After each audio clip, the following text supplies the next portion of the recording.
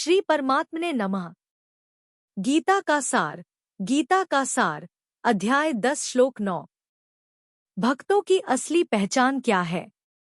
रुकिए, एक सवाल है आपसे, क्या वाकई आप इस दिव्य ज्ञान को अधूरा छोड़ना चाहेंगे? सोचिए जरा। जब किसी को प्रभु की वाणी सुनने का सौभाग्य मिलता है, तो क्या वह यूं ही जाने दिया जाता है? अगर आप अब तक सुन रहे हैं, तो समझ लीजिए, ये कोई संयोग नहीं, ये प्रभु की विशेष कृपा है। आपके कानों तक जो शब्द पहुंच रहे हैं, वो सिर्फ आवाज नहीं, वो उस परम शक्ति का संदेश है, जो आपको कुछ कहना चाहती है। हम तो बस एक जरिया हैं, असली संदेशवाहक तो वही हैं। तो बताइए, क्या आप इस अनमोल अवसर को अधूरा छोड़ना चाहेंगे या अंत तक साथ चलेंगे? पिछले श्लोक 10.8 में भगवान श्री कृष्ण ने कहा, मैं ही सबका मूल कारण हूँ। जो इस ज्ञान को समझता है, वो अनन्य भक्ति करता है। टुडेज इंट्रोडक्शन, श्लोक 10.9 उदास स्माइली। आज के श्लोक में भगवान बता रहे हैं कि जो भक्त मेरे लिए मन और प्राण समर्पित करते हैं, जो एक दूसरे से मेरे विषय में चर्चा करते हैं और मुझे ही परम प्रिय मानते हैं, ऐसे भक्त सदा संतुष्ट और आनंदित रहते हैं। श्री हरि बोलो। ग्रंथराज श्रीमद् भगवद गीता जी की जय। गीता सुगीता कर्तव्या किमन्यः शास्त्र विस्तरया, या स्वयं पद्मनाभस्य मुख पद्माद्विनीयः श्रिता। अथ ध्यानम्। शांताकारं भुजग शयनं पद्मनाभं सुरेशं विश्व आधारं गगन सदृशं मेघवर्णं शुभांगम। लक्ष्मीकांत कमल नयन योगिभिः ध्यान गम्यं वंदे विष्णु भव भयहरं सर्व लोकैकनाथम्। यं ब्रह्मा वरुणेन्द्र रुद्रमृतः स्तुन्वन्ति दिव्यैः स्तवैर्वेदैः सांग पद क्रमोपनिषदे गायन्ति यं सामगाः। ध्यान अवस्थित तद्गतेन मनसा पश्यन्ति य योगिनो यस्यान्तं न विदुः सुर असुरगणा देवाय तस्मै नमः। वसुदेव सुतं देव कंस चाणूर मर्दनम। देवकी परमानंदम कृष्ण वंदे जगद्गुरुम। श्लोक 9। मच्चित्ता मद्गत प्राणा बोध्यन्तः परस्परम कथ्यन्तश्च मां नित्यं तुष्यन्ति च रमन्ति च। उच्चारण की विधि। मच्चित्ता मद्गत प्राणा बोध्यन्तः परस्परम कथ्यन्तः च मां नित्यं तुष्यन्ति च रमन्ति च। 9। शब्दार्थ। मच्चित्ता अर्थात निरंतर मुझमें मन लगाने वाले, और मद्गत प्राणा अर्थात मुझमें ही प्राणों को अर्पण करने वाले भक्तजन मेरी भक्ति की चर्चा के द्वारा परस्परम अर्थात आपस में मेरे प्रभाव को, बोध्यंत अर्थात जनाते हुए, च अर्थात तथा, गुण और प्रभाव सहित मेरा, कथ्यंत अर्थात कथन करते हुए, च अर्थात ही, नित्यम अर्थात निरंतर, तुष्यंति अर्थात संतुष्ट होते हैं, च अर्थात और, माम अर्थात मुझ वासुदेव में ही निरंतर, रमन्ति अर्थात रमण करते हैं। अर्थ। निरंतर मुझमें मन लगाने वाले और मुझमें ही प्राणों को अर्पण करने वाले भक्तजन मेरी भक्ति की चर्चा के द्वारा आपस में मेरे प्रभाव को जनाते हुए तथा गुण और प्रभाव सहित मेरा कथन करते हुए ही निरंतर संतुष्ट होते हैं और मुझ वासुदेव में ही निरंतर रमण करते हैं। 9। व्याख्या। इस श्लोक में 6 बातें हैं। उनमें से मच्चित्ता और मद्गत प्राणा, ये 2 बातें स्वयं करने की हैं, अर्थात भक्त स्वयं स्वतंत्रता पूर्वक ऐसे बन जाते हैं। बोध्यंत और कथ्यंत, ये 2 बातें आपस में मिलने पर होती हैं, तथा तुष्यंति और रमन्ति, ये 2 बातें फल रूप में होती हैं। भगवान से ही सब उत्पन्न हुए हैं और भगवान से ही सबकी चेष्टा हो रही है, अर्थात सबके मूल में परमात्मा है। यह बात जिनको दृढ़ता से और निःसंदेह पूर्वक जंच गई है, उनके लिए कुछ भी करना, जानना और पाना बाकी नहीं रहता।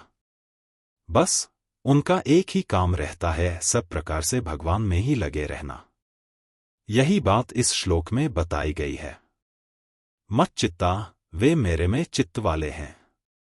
एक स्वयं का भगवान में लगना होता है और एक चित्त को भगवान में लगाना होता है।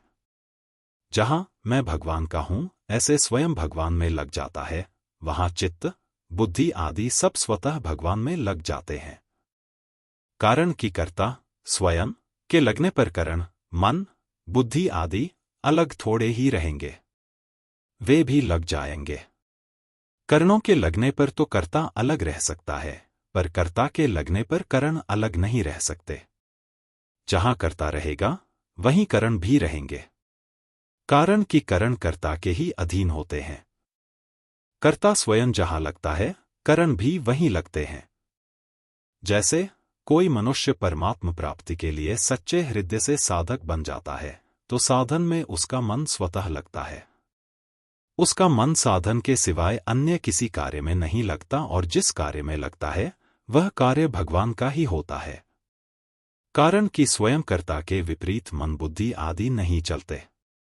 परंतु जहां स्वयं भगवान में नहीं लगता, प्रत्युत मैं तो संसारी हूं, मैं तो गृहस्थ हूं, इस प्रकार स्वयं को संसार में लगाकर चित्त को भगवान में लगाना चाहता है, उसका चित्त भगवान में निरंतर नहीं लगता। तात्पर्य है कि स्वयं तो संसारी बना रहे और चित्त को भगवान में लगाना चाहे, तो भगवान में चित्त लगना असंभव सा है। दूसरी बात, चित्त वहीं लगता है जहां प्रियता होती है। प्रियता वहीं होती है जहां अपनापन होता है, आत्मीयता होती है। अपनापन होता है भगवान के साथ स्वयं का संबंध जोड़ने से। मैं केवल भगवान का हूं और केवल भगवान ही मेरे हैं, शरीर संसार मेरा नहीं है। मेरे पर प्रभु का पूरा अधिकार है, इसलिए वे मेरे प्रति चाहे जैसा बर्ताव या विधान कर सकते हैं। परंतु मेरा प्रभु पर कोई अधिकार नहीं है, अर्थात वे मेरे हैं तो मैं जैसा चाहूं वे वैसा ही करें, ऐसा कोई अधिकार नहीं है। इस प्रकार जो स्वयं को भगवान का मान लेता है, अपने आप को भगवान के अर्पित कर देता है, उसका चित्त स्वतः भगवान में लग जाता है। ऐसे भक्तों को ही यहां मच्चित्ता कहा गया है।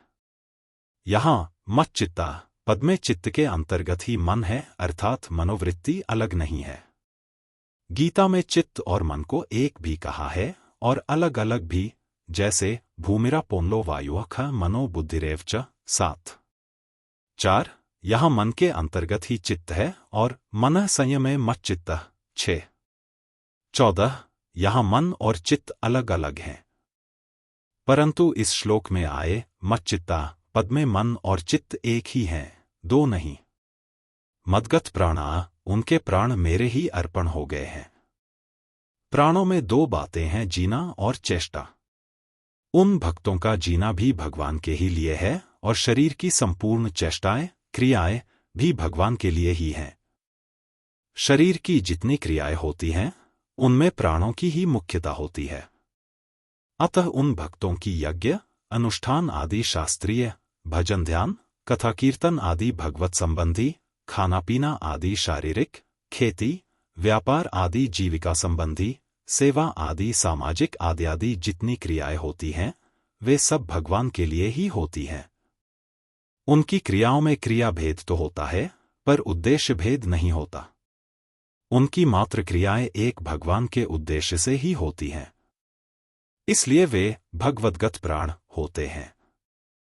जैसे गोपिकाओं ने गोपी गीत में भगवान से कहा है कि हमने अपने प्राणों को आप में अर्पण कर दिया है, त्वयि धृतासव, श्रीमद्भा 0:1-0:31। ऐसे ही भक्तों के प्राण केवल भगवान में रहते हैं। उनका जितना भगवान से अपनापन है, उतना अपने प्राणों से नहीं। हर एक प्राणी में किसी भी अवस्था में मेरे प्राण न छूटन, इस तरह जीने की इच्छा रहती है। यह प्राणों का मोह है, स्नेह है। परंतु भगवान के भक्तों का प्राणों में मोह नहीं रहता। उनमें हम जीते रहे यह इच्छा नहीं होती और मरने का भय भी नहीं होता। उनको न जीने से मतलब रहता है और न मरने से। उनको तो केवल भगवान से मतलब रहता है। कारण कि वे इस बात को अच्छी तरह से जान जाते हैं कि मरने से तो प्राणों का ही वियोग होता है, भगवान से तो कभी वियोग होता ही नहीं।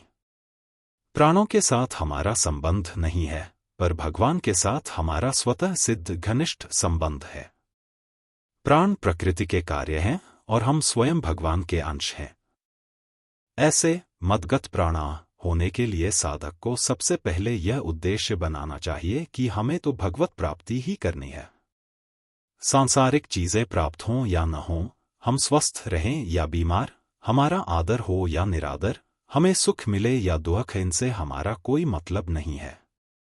हमारा मतलब तो केवल भगवान से है। ऐसा दृढ़ उद्देश्य बनने पर साधक भगवद्गत प्राण हो जाएगा। बोध्यंतः परस्परम, उन भक्तों को भगवद भाव वाले, भगवंकची वाले मिल जाते हैं तो उनके बीच भगवान की बात छिड़ जाती है।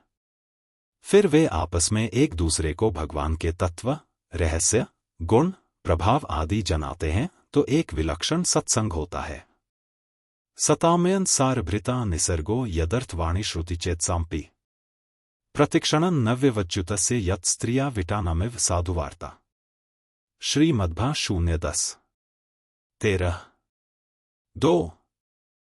सारतत्व को धारण करने वाले पुरुषों का यह स्वभाव होता है कि उनकी वाणी, कान और अंतःकरण भगवान की लीलाओं को गाने, सुनने और चिंतन करने के लिए ही होते हैं।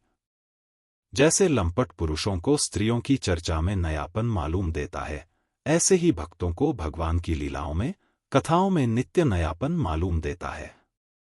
जब वे आपस में भावपूर्वक बातें करते हैं, तब उनके भीतर भगवत संबंधी विलक्षण विलक्षण बातें स्वतः आने लगती हैं।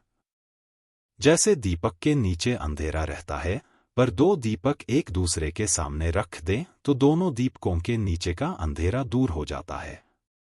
ऐसे ही जब दो भगवत भक्त एक साथ मिलते हैं और आपस में भगवत संबंधी बातें चल पड़ती हैं, तब किसी के मन में किसी तरह का भगवत संबंधी विलक्षण भाव पैदा होता है तो वह उसे प्रकट कर देता है, तथा दूसरे के मन में और तरह का भाव पैदा होता है तो वह भी उसे प्रकट कर देता है। इस प्रकार आदान प्रदान होने से उनमें नए नए भाव प्रकट होते रहते हैं। परंतु अकेले में भगवान का चिंतन करने से उतने भाव प्रकट नहीं होते। अगर भाव प्रकट हो भी जाए तो अकेले अपने पास ही रहते हैं, उनका आदान प्रदान नहीं होता। कथ्यंतश्च माम, उनको भगवान की कथालीला सुनने वाला कोई भगवत भक्त मिल जाता है तो वे भगवान की कथालीला कहना शुरू कर देते हैं। जैसे सनकादि चारों भगवान की कथा कहते हैं और सुनते हैं। उनमें कोई एक वक्ता बन जाता है और 3 श्रोता बन जाते हैं। ऐसे ही भगवान के प्रेमी भक्तों को कोई सुनने वाला मिल जाता है तो वे उसको भगवान की कथा, गुण, प्रभाव, रहस्य आदि सुनाते हैं, और कोई सुनाने वाला मिल जाता है तो स्वयं सुनने लग जाते हैं। परंतु उनमें सुनाते समय वक्ता बनने का अभिमान नहीं होता और सुनते समय श्रोता बनने की लज्जा नहीं होती। नित्यम तुष्यन्ति च, इस तरह भगवान की कथा, लीला, गुण, प्रभाव, रहस्य आदि को आपस में एक दूसरे को जनाते हुए और उनका ही कथन तथा चिंतन करते हुए वे भक्त नित्य निरंतर संतुष्ट रहते हैं। तात्पर्य है कि उनकी संतुष्टि का कारण भगवान के सिवाय दूसरा कोई नहीं रहता, केवल भगवान ही रहते हैं। रमन्ति च, वे भगवान में ही रमण अर्थात प्रेम करते हैं। इस प्रेम में उनमें और भगवान में भेद नहीं रहता। तस्मिंस्तज्जने भेदाभावात्, नारद भक्ति सूत्र 41। कभी भक्त भगवान का भक्त हो जाता है तो कभी भगवान अपने भक्त के भक्त बन जाते हैं।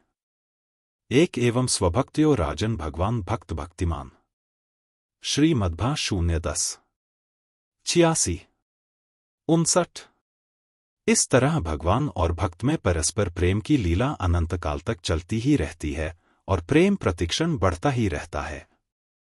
इस वर्णन से साधक को इस बात की तरफ ध्यान देना चाहिए कि उसकी हर एक क्रिया, भाव आदि का प्रवाह केवल भगवान की तरफ ही हो। परिशिष्ट भाव, यहाँ भगवान 7वें श्लोक में वर्णित अविचल भक्ति योग का वर्णन करते हैं। भगवान के भक्तों का चित्त एक भगवान को छोड़कर कहीं नहीं जाता।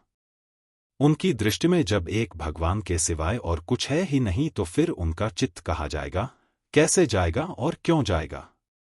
वे भक्त भगवान के लिए ही जीते हैं और उनकी संपूर्ण चेष्टाएं भी भगवान के लिए ही होती हैं।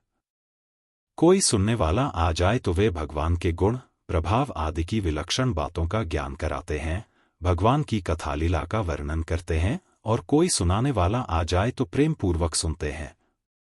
न तो कहने वाला तृप्त होता है और न सुनने वाला ही तृप्त होता है।